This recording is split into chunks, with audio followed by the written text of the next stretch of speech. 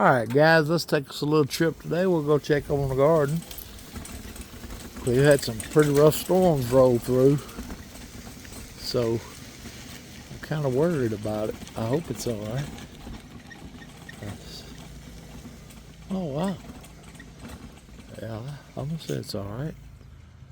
Look at them tomatoes growing. Wow. Oh, I moved the garden around here to where it could get morning sun, not afternoon sun. I was starting to see some signs of the leaves burning. But let's go around here right quick to this side of the house. And look, there is no birdhouse.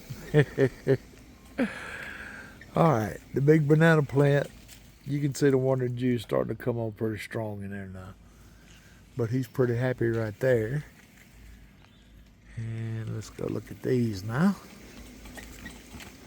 Spider plant still sitting outside. That's not where they're going to stay. Trust me.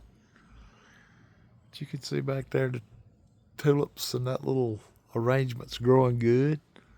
Hibiscus put on a new flower. The gladiola is showing out, guys. Look at that. That is gorgeous. And then that little arrangement's doing good. So I guess